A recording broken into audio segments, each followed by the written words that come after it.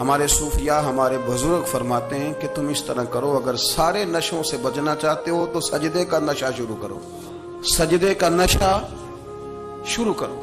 یہ نا اقبال کہتے ہیں عطار ہو، رومی ہو، رازی، آپ بات کو سمجھیں، عطار ہو، رومی ہو، رازی ہو، غزالی ہو، کچھ ہاتھ نہیں آتا بے آہ سحر گاہی۔ کہتے بہت بڑا صوفی ہو جیسے فرید الدین عطار تھے، بہت بڑا تصوف کا امام ہو جیسے امام غزالی تھے، بہت بڑا تفسیر کا استاد ہو جیسے امام رازی ہو، عطار ہو، رومی ہو، رازی ہو، غزالی ہو، پر کچھ ہاتھ نہیں آتا بے آہ سحر گاہی۔ اگر سویرے اٹھ کے روتا نہیں نا اللہ کی بارگاہ میں، اگر تہجد نہیں نہ پڑھتا تو کچھ ہاتھ نہیں آتا بے آہ سحر گاہی، پھر اس کو کوئی چیز نصیب۔ میری بات کی سمجھ آ رہی ہے آپ حضرات؟ جب تک آپ سویرے نہیں اٹھتے، آپ اللہ اللہ نہیں کرتے، آپ کو نوافل کا چسکا نہیں، عبادت کا مزہ نہیں، فرمایا میری عبادت کرو، یہ شوق پیدا کرو، میں نے تمہیں پیدا کیا ہے۔ ہم لوگوں کے نشے مختلف نشے، بڑا عجیب رنگ ہے۔ محفل کی صدارت کرنے والے بڑے پیر صاحب، بڑے القابات، بیچ میں سے بندہ تلاش کرنے سے بھی نہیں مل رہا، اتنے بڑے لقب ہیں اس کے، لیکن وہ سج سنور کے 2.5 گھنٹے بیٹھا رہا محفل میں، اور نماز کا وقت آیا تو اس نے مختصر سی پڑھی، وہ نکل گیا، وہ ہلکے سے سجدے کیے۔ اتنا بڑا عشق رسول نعت کا، ہو کیا بات ہے، اور عشق رسول کا بہت بڑا پیغامبر، بہت بڑا مبلغ، وہ بیچارہ سمجھ ہی نہیں سکا کہ اللہ کے رسول نے فرمایا تو نماز پڑھ میری آنکھیں ٹھنڈی ہو جائیں گی۔ تو یہ نشے کے عادی تو ہیں پر حقیقت کے قائل نہیں ہیں۔ یہ بس ٹھیک ہے، خوابوں کی دنیا میں لوگ زندہ ہیں، پر جن کو یہ جو نشہ تھا نا عبادت کا، یہ میرے رسول پاک کی چاہت ہے، یہ میرے نبی کریم علیہ السلام کی۔ آپ دیکھیں نا حضور مہینوں جا کے غار حرا میں بیٹھتے تھے، کیا وہاں تبلیغ کرتے تھے؟ کوئی کتاب لکھتے تھے؟ رسول کریم علیہ السلام مہینہ رہتے غار حرا میں، کوئی نہ مجھے دیکھے، کوئی نہ مجھے ملے، حضور یہاں کیا ہے؟ فرمایا میں اپنے رب کی عبادت کروں گا۔ نبی کریم علیہ السلام نے سجدوں کے ساتھ پتھروں اور پہاڑوں کو آباد کر دیا، سجدوں کے ساتھ۔ آپ کا سجدہ آپ کو بہت ساری چیزوں سے چھڑا لیتا ہے، یہ بہت ساری جگہوں سے جھکنے سے بچا لیتا ہے۔ صوفیاء، اولیاء یہ کیا کرتے تھے؟ یہ سجدے کا ذوق ہی تو پیدا کرتے تھے، سجدے کا ذوق۔ شاہ عبدالعزیز دباغ رحمت اللہ تعالی علیہ اپنے مریدوں سے فرمایا کرتے تھے کہ اگر تم پکے نمازی بن جاؤ نا، تہجد گزار ہو جاؤ، تو میرے پاس آنا جانا چھوڑ دینا۔ عرض کی حضور کیوں؟ فرمایا میں تمہارے اور رب رسول کے راستے میں رکاوٹ نہیں بننا چاہتا، اب میرا مقصود ہے تمہیں وہاں تک پہنچانا، جب پہنچ گئے تو پھر میری ضرورت ختم ہو گئی۔ ہاں کبھی وسوسہ آئے، شک پیدا ہو، تکلیف ہو تو آنا، ورنہ میں نہیں چاہتا کہ میں رکاوٹ بنا رہوں۔ تم اللہ اللہ کرو، اس مالک کو راضی کرو۔ میرے رسول پاک علیہ وسلم نے فرمایا بندہ اللہ کے سب سے قریب اس وقت ہوتا ہے جب وہ سجدے کی حالت میں ہوتا ہے۔ کس کے قریب ہوتا ہے؟ اللہ کے سب سے قریب ہوتا ہے، وہ بڑا نیڑے ہے رب کے، بڑا قریب ہے، اس لیے کہ وہ حالت سجدہ میں، وہ جب سجدے کرتا ہے نا اس کی بارگاہ میں جب جھک جاتا ہے۔ آپ ذرا سجدے کی کیفیت دیکھیں نا، زبان بھی یہاں ہے، آنکھ بھی یہاں ہے، کان بھی، عقل بھی ساری، اس نے سارا کچھ رکھ دیا سجدے۔ آپ وہ کبھی پیچھے جائیں تو دیہاتوں میں کہا جاتا تھا ناک سے نکیریں نکالو، بہت بڑی سزا ہوتی تھی نا، ناک سے نکیریں نکالو، بڑی سزا ہوتی تھی۔ تو اس نے کہا مالک مجھے کسی نے کہا نہیں، پر دیکھنا میں نے رکھ دی ساری عقل سجدے میں، اور رکھ کے کہا کیا؟ سبحان ربی یا اللہ، اللہ میں پست ہوں تو اعلیٰ ہے، اللہ تو میرا رب ہے اور تو سب سے اعلیٰ اتنا۔ اور فرمایا جب یہ اس کیفیت میں ہوتا ہے تو پھر یہ اپنے رب کے قریب ہوتا ہے۔ کثرت عبادت، نوافل۔ ہمارے ہاں عمرے کی قرآن اندازی محفلوں پہ ہونے لگ گئی ہے، حالانکہ حدیث سے ثابت نہیں۔ میں دوستوں سے کہتا ہوں جائز ہے، کرنی چاہیے، عمرے کی قرآن اندازی جائز ہے، پر کسی حدیث میں نہیں آئی کہ قرآن اندازی کرو عمرہ کرو. حدیث میں قرآن اندازی یہ آئی ہے کہ نبی پاک علیہ السلام نے فرمایا تمہیں پتہ چل جائے نا پہلی صف کا ثواب کتنا ہے تم قرآن اندازی کرو. عمرے کی قرآن اندازی کا تو پوسٹر چھپتا ہے, تو یہ والی قرآن اندازی کب ہونی ہے؟ ہونی چاہیے کہ نہیں؟ حضور نے فرمایا تمہیں پتہ چلے کہ اس کا ثواب کتنا تو تم قرآن اندازی کرو, تم قرآن ڈالو. جب آپ نماز پڑھ رہے ہوتے ہیں, جب آپ کا مصلی آباد ہوتا ہے, صلاح الدین ایوبی ایک بزرگ سے ملاقات ہو گئی, بیت المقدس پر قبضہ تھا عیسائیوں کا. تو صلاح الدین بڑے پریشان تھے. بابا جی کہنے لگے پتر کیا ہوا؟ کہنے لگے حضور پتہ چلا ہے دشمن کے 2 بحری بیڑے اسلحہ لے کے آ رہے ہیں. مسلمان پہلے ہی کمزور ہیں, اور اب اگر 2 بحری بیڑے اور آ گئے تو حضور مسئلہ بن جائے گا. تو میں پریشان ہوں کہ کس طرح یہ کم مسئلے والی ہماری فوج ہے کیسے مقابلہ کرے گی. تو بابا جی کہنے لگے پتر اس طرح کرنا, آج رات تو بھی دعا کرنا اور میں بھی کروں گا, تو بھی دعا کرنا. آپ ناراض نہ ہونا, ہم تو پیروں والے ہیں, ہم تو پیروں کے نوکر غلام ہیں, ہمارا تو گزارا ہی نہیں, ہمیں تو ملتا ہے سارا کچھ وہاں سے. پر میرا سوال یہ ہے کہ تعویذ لینے جاتے ہو نفل کیوں نہیں پڑھتے؟ رات اللہ اللہ کیوں نہیں کرتے؟ یہ بھی تو ہمارے بزرگوں کا ہی طریقہ ہے, انہوں نے تو ہمیں سکھایا ہے. صلاح الدین ایوبی سے بزرگوں نے کہا کہ رات آج نا اللہ اللہ کرنا, تو میں تیرے لیے دعا کروں گا, تو بھی دعا کرنا. تو بندہ جب دکھی ہوتا ہے تو سجدہ کرتا ہے, تو پھر ہی تو مصلی بھیگ جاتا ہے, پھر ہی تو مزہ آتا ہے. سکھی بندہ تو کعبے جا کے نہیں روتا. دکھی تھے, تکلیف تھی, تو سر رکھا سجدے میں تو تڑپ گئے. اور وہ بابا جی کہتے ہیں میں مسجد آیا تو صلاح الدین چیخے مار کے رو رہا تھا اور کہہ رہا تھا مالک میں کوئی اپنی شان کے لیے تو نہیں نہ لڑ رہا, اللہ کو میں کوئی قبضوں کے لیے تو نہیں لڑ رہا, مالک تیرے لیے لڑ رہا ہوں, مجھے بے آبرو نہ کرنا, میری مدد فرمانا. کہتے ہیں میں آیا تھا کہ مسجد میں دعا کروں گا, پر صلاح الدین ایوبی کو روتے دیکھا تو میں لوٹ گیا. تو سویرے صلاح الدین ملے تو بڑے خوش تھے. میں نے کہا پتر کیا ہوا؟ کہنے لگے حضور وہ بحری بیڑے 2 آ رہے تھے نا اسلحہ لے کے, دونوں ڈوب گئے پانی میں ڈوب گئے. تو بابا جی کہنے لگے صلاح الدین وہ پانی میں نہیں ڈوبے, وہ تیرے آنسوؤں میں ڈوب گئے, وہ غرق ہو گئے. وہ جو تو نے مصلی بات کیا تو وہ تیرے آنسوؤں میں ڈوب گئے, وہ غرق ہو گئے, وہ تباہ. اتنے قیمتی تھے تیرے آنسو کے بہا لے گئے دشمن کے بحری بیڑوں کو. میرے بھائی ٹھیک ہو گیا جی, میرے عزیز سمجھ لیں اس بات کو ہمیشہ کے لیے, اور اس پر غور کر لیں اچھے طریقے سے کہ میرے رسول کریم سید عالم صلی اللہ علیہ وسلم نے نا ہماری توجہ دلائی, حضور نے ہمیں بتلایا, ہمارا ذوق بڑھایا عبادت کی طرف. ایک صحابی تھے حضرت ابو فاطمہ رضی اللہ تعالیٰ عنہ, یہ ترمذی شریف کی حدیث ہے.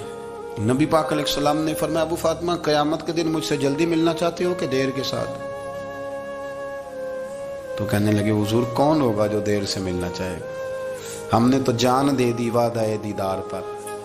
اعلیٰ حضرت فرماتے ہیں جان دے دی وعدہ اور نقد اپنا دام ہو ہی جائے گا. مجھے لگتا ہے کہ یہ سودا نقد و نقد ہو جانا ہے, چونکہ ہم نے جان دے دی وعدہ دیدار پر. آپ نے وعدہ کیا تھا کہ مریں گے تو پھر زیارت ہوگی, تو مر گئے ہم زیارت کی خاطر. جان دے دی وعدہ دیدار پر, تو نقد اپنا دام ہو ہی جائے گا. اے رضا ہر کام کا ایک وقت ہے, دل کو بھی آرام ہو ہی جائے گا. تو حضرت ابو فاطمہ رضی اللہ تعالیٰ عنہ سے نبی پاک صلی اللہ علیہ وسلم نے فرمایا جلدی ملنا چاہتے ہو کہ دیر سے؟ اس کی حضور فٹافٹ ملنا ہے, میں نے قیامت کے دن آپ سے جلدی ملنا ہے. تو نبی پاک علیہ السلام نے فرمایا پھر اس طرح کرنا, دنیا میں رہ کے سجدے زیادہ کرنا, پھر سجدے زیادہ کرنا, قیامت میں ملاقات جلدی ہو جائے گی, قرب ملے گا تمہیں. اپنے بچوں کے اندر دیکھیں نا, ہم شوق پیدا کرتے ہیں, ہمیں صحیح لفظ نہیں بولنے آتے پر ہم بچوں میں شوق پیدا کرتے ہیں کہ پتر ڈاکٹر بن جائے گا تو بڑا نفع کرے گا, تو لوگوں کی خدمت کرے گا, ملک و ملت کی خدمت کرے گا, تیرے ابا کا نام روشن ہوگا, تیرے دادا کی تعریفیں ہوں گی. ہم یہ ذوق پیدا کرتے ہیں. ہم اپنے نوجوانوں کے اندر یہ فکر پیدا کرتے ہیں, انہیں ہم سمجھاتے ہیں کہ میاں جب تم پڑھو گے, محنت کرو گے تو فلاں آدمی کی طرح تمہارا نام ہوگا. یہ جتنا ذوق ہم بچوں کے اندر ان چیزوں کا پیدا کرتے, ہمیں حکم ہے کسی طرح ہم ذوق پیدا کریں کہ پتر نماز پڑھے گا تو اللہ راضی ہو جائے گا, تو سجدہ کرے گا. دیکھیں نا میرے رسول کریم علیہ السلام نے فرمایا 7 سال کے بچے کو مسجد لے کے جاؤ، یعنی اسے شوق دلاؤ، اس کے اندر یہ خاصیت پیدا کرو کہ اس کا دل کرے مسجد میں جانے کو، اس کے اندر یہ خصوصیات لاؤ کہ وہ ہمارے ہاں نا ہر چیز کو پرموٹ کیا جا رہا ہے، ہر چیز کو، یعنی سر سنگیت سکھانے کے لیے اکیڈمیاں بن گئی ہیں، ہر شے پرموٹ ہو رہی ہے، عبادت کا جذبہ کم ہوتا جا رہا ہے، اللہ اللہ کا ذوق ہمارے اندر نہیں رہا۔ اور اتنا مشکل ہم نے اپنے لیے بنا لیا ہے کہ وہ بندہ جو بڑی زبردست مذہبی گفتگو کر رہا تھا اور تگڑی بات کر رہا تھا، کیا بات ہے، لیکن نماز کے بارے میں کمزوری دکھا جاتا ہے، نوافل کے بارے میں وہ چپکے سے نکل جاتا ہے۔ امام احمد بن حنبل رحمۃ اللہ تعالی علیہ، مسند امام احمد بن حنبل 14 جلدوں میں ہے مارکیٹ میں، اور مجھے تو خیر پسند ہی بڑی ہے، میں نے تو کئی دفعہ پڑھی ہے، اور کیا بات ہے امام احمد بن حنبل کی، کیسے تگڑے قسم کے محدث تھے اور اللہ نے کتنا انہیں اعزاز عطا فرمایا ہوا تھا، یہ کوڑے بھی کھاتے تھے دین کی خاطر، سارا کرتا لہو سے بھر بھی جایا کرتا تھا، بڑا اعزاز والا شخص تھے، بڑے اعزاز والے، حدیثیں جمع کرنا، حدیثیں لکھنا، حدیث پڑھانا، سارا دن رہتے تھے، کہہ سکتے تھے کہ میں کر تو رہا ہوں کام، اور حدیث بھی موجود ہے کہ عالم عابد سے افضل ہوتا ہے، پر اس کے باوجود امام احمد بن حنبل رحمۃ اللہ علیہ 300 نفل فرض نمازوں کے علاوہ پڑھا کرتے تھے، 300 نوافل روز پڑھا کرتے تھے۔ ان کے بیٹے نے کہا ابا جی مکان خریدنا ہے تو وہ جگہ کہاں کر کے لوں، بہت ساری آبادیاں، تو فرمایا پتر وہاں لینا جہاں مسجد قریب ہو۔ میرے رسول کریم سید عالم صلی اللہ علیہ وسلم اتنا پسند کرتے مسجد کو، اتنا پسند کرتے نماز کو، کہ رسول کریم صلی اللہ علیہ وسلم تہجد کی نماز بھی پڑھتے، پھر حضور فجر کی نماز بھی پڑھتے، نبی پاک وتر کو الگ کر کے پڑھتے، عشاء کے ساتھ نہیں پڑھتے۔ یہ تو ہم اس لیے اجازت دی ہمارے بزرگوں نے کہ بعد میں اٹھے گا کون علیحدہ وتر پڑھنے کے لیے، عشاء کے ساتھ پڑھ لے، وتر پڑھتے، تہجد پڑھتے، فجر پڑھتے، اشراق پڑھتے، چاشت پڑھتے، پھر مغرب کی نماز کے بعد 6 رکعت اوابین پڑھتے، پھر رات کو صلاۃ اللیل پڑھتے۔ سیدہ عائشہ صدیقہ کہتی ہیں زمانہ سو جاتا اور میرے رسول مصلی بچھا کے کھڑے ہو جاتے، او یار کھیتی باڑی کر کے نہیں، محنت مزدوری کر کے نہیں، جناب عائشہ کہتی ہیں میں یہ بھی دیکھتی کہ حضور ایک آیت شروع کرتے تو ساری رات اسی کو پڑھتے، اور میری نظر جاتی تو قدم مبارک پہ ورم آ جاتا۔ یار نماز پڑھ کے اتنی مشقت کر کے، اتنی جد و جہد کر کے ورم آ گیا، یا رسول اللہ اتنی محنت کیوں کرتے ہو؟ فرمایا افلا اکون عبدا شکورا، کیا میں اپنے رب کا شکر گزار بندہ نہ بنوں؟ صحابہ کا ذوق عبادتوں کا، ریاضتوں کا، تلاوتوں کا، طبیعت ہے ان کی، وہ ایک دوسرے کو، حضرت مولا علی شیر خدا کرم اللہ تعالی وجہہ الکریم کے زمانے میں روم کے بادشاہ نے کہا یار یہ مسلمانوں کا پتہ تو کرو، یہ آخر کیوں اتنے زیادہ مجاہد ہیں؟ اس زمانے میں جاسوس بھیجنے کا مزاج تھا، اب تو جاسوس پکڑا جاتا ہے، اب تو جاسوس ہے، اور جاسوسی کا شوق ویسے آج بھی ہے۔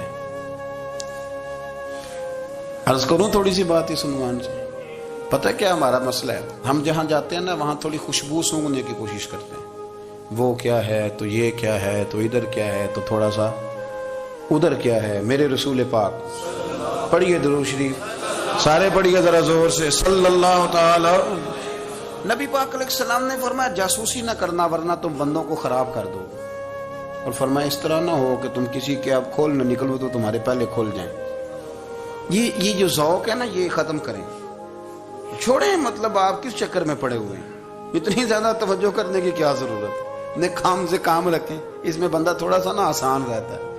یہ جو بہت زیادہ ٹٹولنے والے لوگ ہوتے ہیں نا وہ بےچارے پھر عمر ٹٹولتے ہی گزار دیتے ہیں، اس لیے کہ مزاج ہی بہت پکا ہے، بوری کا منہ کھول کے اندر تک ہاتھ ڈالنا، تو پھر کئی دفعہ سامنے سے بچھو بھی لڑ جاتا ہے، خرابی ہوتی ہے۔ تو جاسوسی کی جاتی تھی، اس نے بھی جاسوس بھیجے، کیونکہ قبیلوں کے لوگ تھے، کچھ مسلم کچھ کافر، پہچانے نہیں جاتے تھے لوگ، تو کچھ لوگ اس نے بھیجے، انہوں نے آ کے نا تحقیق کی، ریسرچ کری کہ آخر ماجرا کیا ہے، تو واپس جا کے انہوں نے رپورٹ دی نا روم کے بادشاہ کو۔ اس رپورٹ کا ایک جملہ بڑا شاندار ہے، وہ کہنے لگا بادشاہ ہمیں مسلمانوں کی کوئی سمجھ نہیں آئی، ہمیں کوئی سمجھ نہیں آئی۔ انہوں نے کہا کیوں نہیں سمجھ آئی؟ کہنے لگے یار عجیب بندے ہیں، جب وہ رات مصلے پہ بیٹھتے ہیں تو یوں لگتا ہے ان کا دنیا سے رشتہ ہی کوئی نہیں، کوئی کسی کو نہیں جانتا، کوئی اپنے دکھ سنا کے رو رہا ہے، کوئی اپنی بات کر کے رو رہا ہے، لگتا ہے کہ ان کا کوئی رشتہ ہے ہی نہیں جب مصلے پہ بیٹھتے ہیں۔ اور فرمایا جب سویرے یہ جہاد کرنے نکلتے ہیں تو لگتا ہے ان سے زیادہ دلیر ہی کوئی نہیں۔ حالانکہ جو مسلوں پہ رونے دھونے کے لوگ ہوتے ہیں وہ کئی دفعہ جہاد میں کام نہیں کرتے، لیکن عجیب لوگ ہیں کہ رات کے راہب ہیں، دن کے مجاہد ہیں، کوئی سمجھ نہیں آتی۔ میرے عزیز، ان لوگوں نے مصلہ آباد کر کے رکھا، تلاوتیں ان کا ذوق رہی، منزل روز پڑھنا، اسباق پڑھنا، وظائف پڑھنا، یہ ان کا ذوق رہا۔ اعلیٰ حضرت بریلوی رحمت اللہ نے 1000 کتاب لکھی ہے، لیکن الوظیفۃ الکریمہ کے نام سے جو وہ صبح و شام وظائف پڑھتے تھے وہ الگ انہوں نے ان کو بیان کیا، پابندی کے ساتھ اپنی اللہ اللہ کرتے تھے۔ شیخ شہاب الدین سہروردی رحمت اللہ علیہ اس پر ایک بندے نے اعتراض کیا، اس نے کہا جی آپ کس قسم کے صوفی ہیں، مرید بیٹھے ہیں اور آپ وہاں نفل پڑھ رہے ہیں۔ یہ بھی بڑا مسئلہ ہوتا ہے نا، جو بندہ ملنے آتا ہے وہ اپنے ٹائم کے حساب سے آتا ہے، اور اس کا یہ بھی خیال ہوتا ہے کہ پیر صاحب جو ہیں وہ چونکہ درویش ہیں تو نہ انہیں روٹی کھانی چاہیے نہ سونا چاہیے، چونکہ وہ درویش ہیں، اور ہم چونکہ درویشوں کے ماننے والے ہیں لہذا ہمارا یہ طریقہ ہونا چاہیے کہ جیسے ہم کہیں درویش ویسے ہی کر جائے۔ حالانکہ جس کو آپ درویش کہیں گے آپ اس کی مانیں گے، آپ منوائیں گے نہیں، ہمارا مزاج ہوتا ہے۔ شیخ شہاب الدین پر لوگوں نے اعتراض کی، حضور لوگ ملنے آئے ہیں، زیارت کرنے آئے ہیں، بندے دعا کرانے آئے ہیں، اللہ اللہ کرانے آئے اور آپ نفل پڑھ رہے ہیں، کیا جملہ ہے، کیا حسن ہے، کیا خوبصورتی ہے۔ فرمانے لگے رب رسول سے مانگنے کے لیے مصلی بچھایا ہے، اگر وہاں سے مانگوں گا نہیں تو تمہیں دوں گا کیا، پہلے مجھے کچھ لے تو لینے دو، اگر میرے پلے کچھ ہے ہوگی تو آگے دوں گا نا۔ تو میں مانگنے گیا تھا کہ یا اللہ دے، تیرے بندے لینے آئے دے، تو میں کچھ لوں گا تو آگے دوں گا نا، لیکن ہمارا یہ سٹیٹس، یہ مزاج، یہ شعور نہیں ہے۔